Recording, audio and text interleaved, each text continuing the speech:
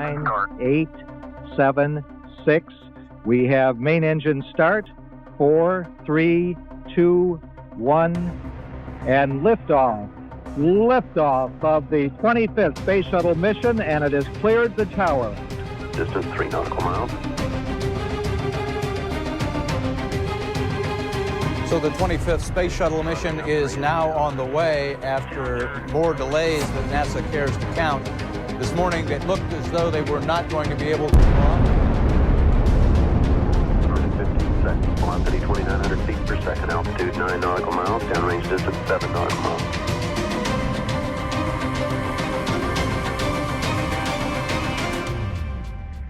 On January 28, 1986, CNN watched the Challenger launch live on the air with its viewers. They and the other media outlets told you that the astronauts died in the explosion. But as always, there is an agenda behind every mainstream headline. Velocity 2,257. This morning, it looked as though they were not going to be able to get off. 1 minute 15 seconds. Velocity 2,900 feet per second. Altitude 9 nautical miles. Downrange distance 7 nautical miles.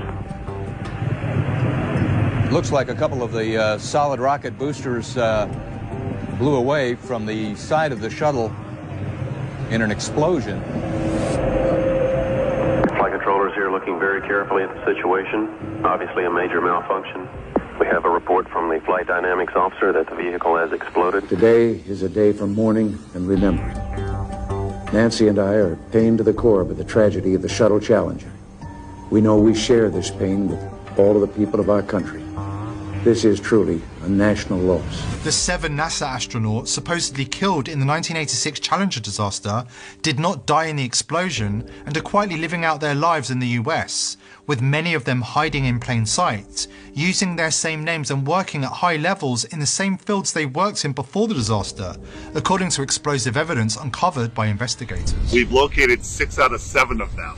In the world of deception, it's really easy to say this person is that person, and there's a lot of that going on, muddying the waters. But 6 out of 7 have identical names. They work for universities, most of them. There were no people in the Challenger. It was a hoax. That's been proven conclusively by researchers and reporters, investigators, who have found that those supposed people that were in the Challenger are still alive today. We remember Dick Scobie, the commander who spoke the last words we heard from the Space Shuttle Challenger. We remember Michael Smith. We remember Judith Resnick. We remember Krista McAuliffe. We remember Ellison Onizuka. We remember Ronald McNair. People still think the Challenger exploded with these astronauts. It was a horrible thing. Never ever happened. Yes, the rocket exploded. There was no one on board. So imagine you're at the launch of the Challenger. This is a historic moment and it blows up in midair. Whether you are personally related to somebody on there or don't know anybody, you're going to be a mess. This is an emotional, incredible scene. And CNN was reporting and they told the cameraman, let's get a live shot of Krista's parents. And when they zoomed in on them, they were giggling, they were laughing, they were smiling. I don't know how you can put a smile on someone's face, even if you told them the funniest joke in the world at that very moment.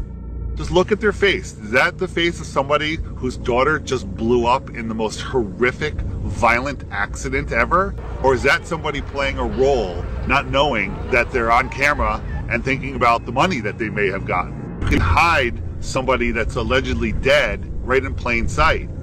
All you have to do is move them a little farther away, give them a different job, claim that they're somebody else. You don't even need to change their name. So statistically speaking, the odds that almost everyone on the Challenger have exact lookalikes with exact names still existing is kind of laughable, honestly. Exact doppelgangers existing in the world with the same names, and when confronted, they get very nervous and their stories begin to conflict and they have the same mannerisms.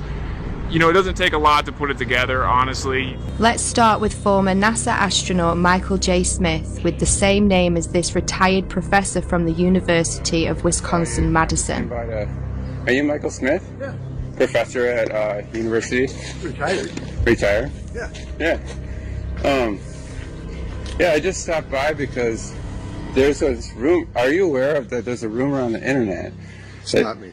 that people are saying? Yeah, it's not me, obviously. I mean, anybody that looks at my background, looks where I was born, it's not me.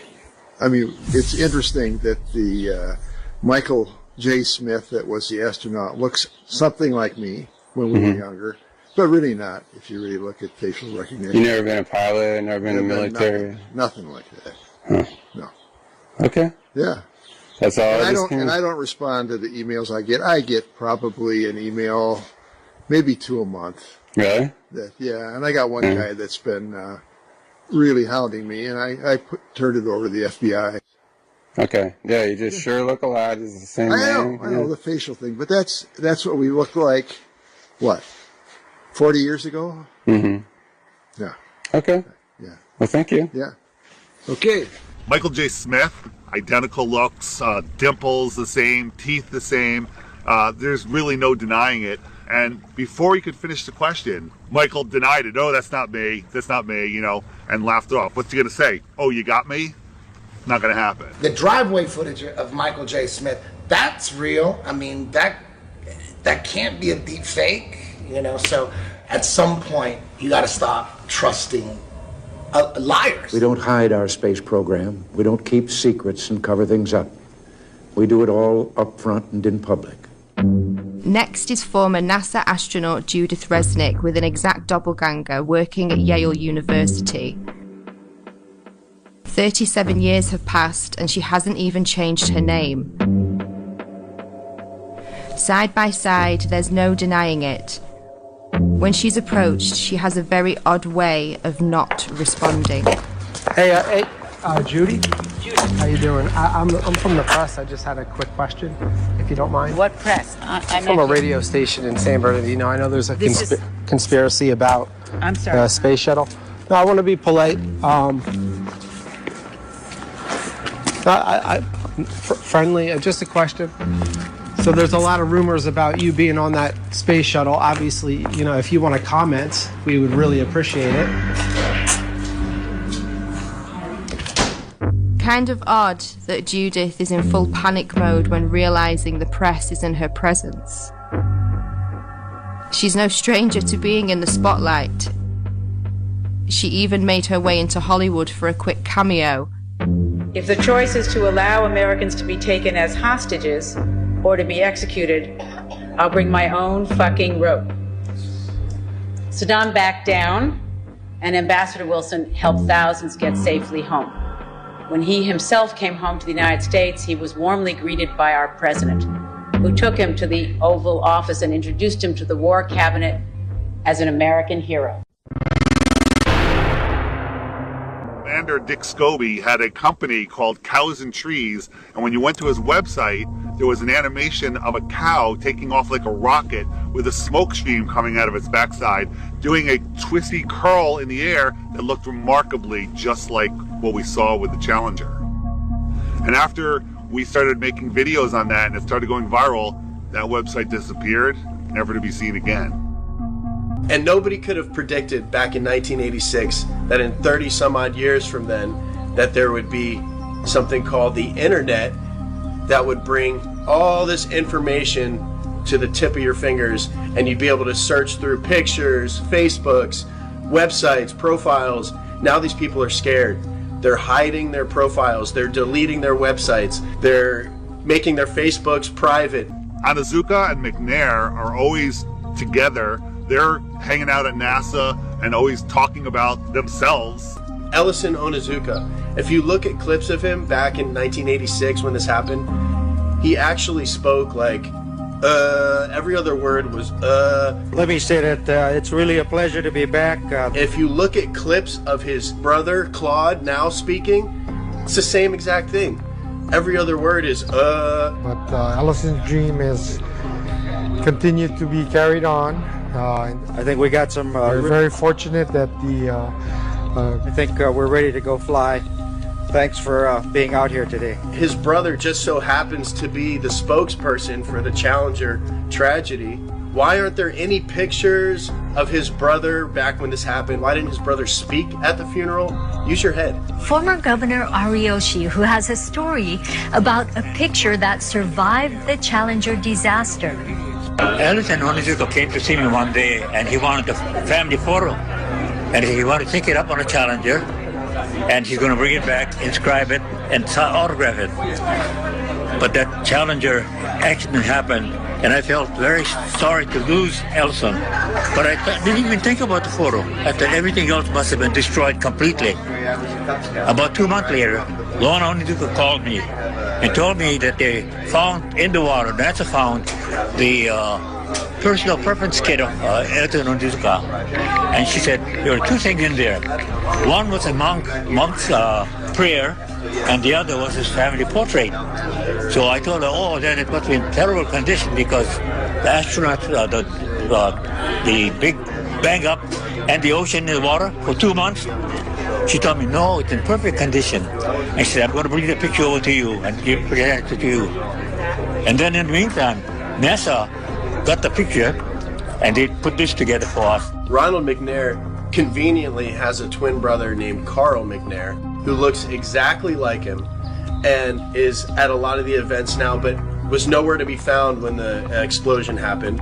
Krista McAuliffe was a fairly new teacher, just 3 years at that school. To get her story planted, all of these people, the parents, the astronauts, everyone involved that you saw, are crisis actors.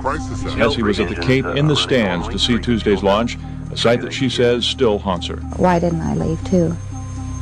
But I thought, no, I want to stay and see it. And as she read Mike's invitation for the launch, Miss Hesse said that she doesn't know if she'll be emotionally ready for a service like that in his hometown. Since I won't be able to see you all in person, let me say thanks for coming and have a great time. And I hope you see a good show. George Bush Sr. hand-selected the teacher, Krista McAuliffe. What are the odds that 30 years later, there is a professor at Syracuse University with the name Sharon McAuliffe? I still can't believe that I'm going to actually be going into that shuttle. It just really doesn't seem possible. Krista McAuliffe was asked if she had any fears about her space shuttle flight. People really feel that space travel is safe now. It's not that earlier feeling that, oh, it's going to blow up or something's going to happen. Right at this point, I feel that I'll be okay if I go up. The reason they did it was a psychological operation to justify not doing manned space flights anymore and to pull on your heartstrings with an emotional cover. So if you dare question it, then you know you're immoral. And then when you look into it, you find out, of course, that you have all these people still existing in the world. So basically a government version of witness protection for NASA. Our nation held a vigil by our television sets. In one cruel moment, our exhilaration turned to horror. We waited and watched. They were waiting and watching. When they saw the explosion, there was confusion. Was something wrong? The principal and teachers weren't certain either. Then it got very quiet as the horror of it began to register. Besides the trauma-based mind control and putting children through that trauma, and also it reinforces their model. It reinforces their religion. Look, this terrible thing happened. We're trying to go to space. We're trying to explore for science. But look, all those people died. But at 1 o'clock, school was closed. It had to close. I felt as if my whole body blew up inside when I saw that. And I can just never be as shocked as I am now. Seeing it with my own eyes, it really just scared me. Some astronauts blow up in a rocket. What does that do subconsciously to the average person? They don't want to go up into space. They don't want to blow up in a rocket. We'll leave that to the professionals. We'll leave that to NASA and our government. Once they had seen the evidence on the visual screen that there would be no survivors, it suddenly became apparent to them that they were dealing with death. The government had incentivized the different public schools to play the Challenger in their classrooms. So they rolled their TV sets out, they had all the children sit down and get ready to watch it, and 20% of the American public watched the Challenger event happen live. And within 1 hour, 80% of Americans had seen the Challenger tragedy happen. So just like with 9/11, they have everyone see this traumatic event, and then we're all in unison that we're traumatized. When it blew up, it was a form of trauma-based mind control that, some people will never grow out of. And then the emotions kick in and you're unable to think logically about what's going on. Of course this was planned. They made every school show this event live. They wanted these kids to grow up defending this tragedy. Think about how many field trips come here, unfortunately. And they go in and watch that Heroes and Legends thing, and they come out thinking that this is the greatest possible hero that they could ever be. And that's just, they're actors. And we're building them up higher than your father, police, military, all these people that are actual heroes. These are actors working for a government agency. So. Next. These are the same people. These are the astronauts. But we did have a few people that were skeptic, and I don't blame you. And those people that were skeptic were saying that the earlobes look different on some of the astronauts. The nose looks different on some of the astronauts. Now, what you have to remember is 40 years went by, so we're used to seeing celebrities and entertainers and musicians age in magazines and on the TV and so on. So we don't really pay attention to it. Now, when you ain't seen somebody in 40 years, it's a big difference. And people change a lot over 40 years. So you're looking at a picture from when they were around 30 years old, and you're looking at a picture 40 years later, kind of like Johnny Cash here. Look at him in 1957. The nose, look at the earlobes. Now, 40 years later in 1997, look at the nose and the earlobes. In the 1957 picture of Johnny Cash, his nose looks long and kind of curves to the left. Now look at the 1997 picture 40 years later. Kind of looks short and plump, okay? And when we're younger, our lips look more plump and colorful, as you can see here in 1957 at the top lip, and then look at the top lip 40 years later. It's kind of drawed up and got a flatter look to it. And I could go on and on with celebrity after celebrity, entertainers, musicians, whatnot. But the point being is, people age differently. And some people's facial features just totally change after 40 years. But now that being said, there is one feature that really does not change over 40 years. And that's your teeth. Unless you spend 40 years not taking care of your teeth, of course, then yeah, your teeth are going to change. But most people, and especially these people that we are talking about with money, would have taken good care of their teeth all of these years. Aside of normal wear from eating for 40 years, of course, you know, the canines and the front teeth, some of them might be a little rounded. 40 years ago, they might have had a sharper look to them. But that's really the only thing that would change. So now let's take a look at the 1986 pictures of these astronauts. Two of them, I believe it was Michael J. Smith and Sharon Krista McAuliffe.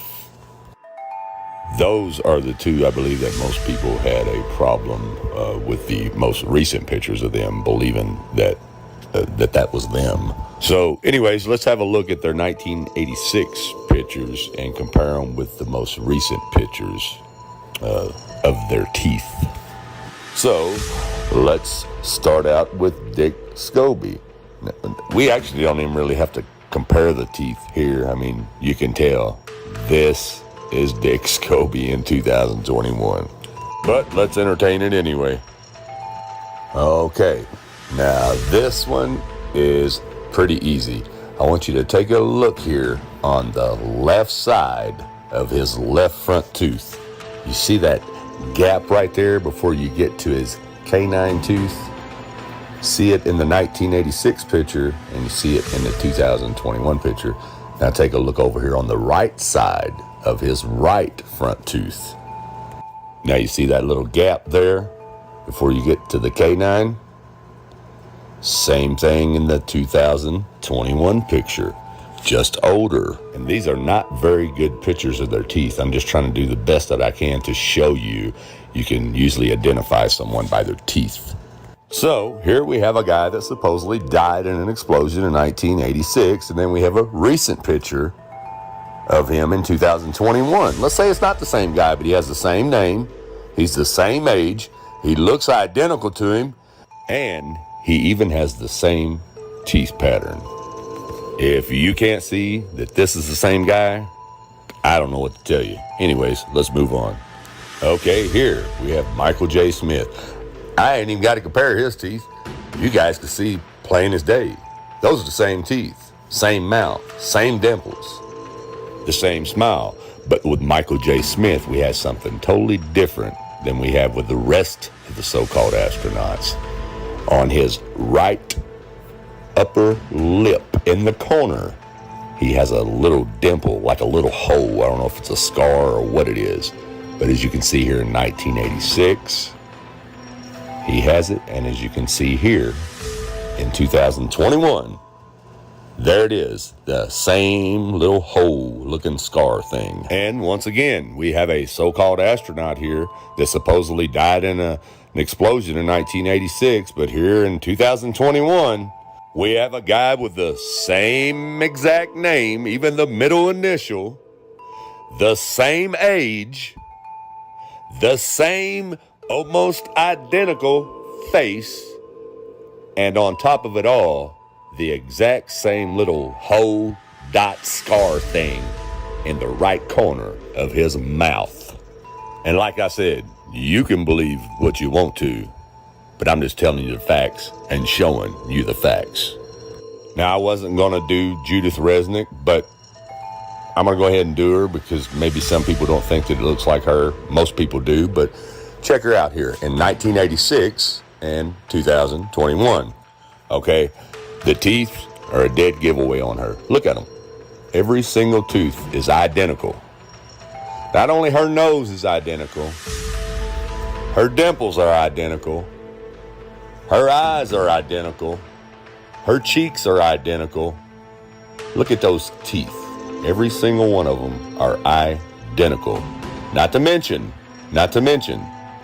that she has the same name as the astronaut. She is the same age as the astronaut and is identical in appearance, down to every single tooth.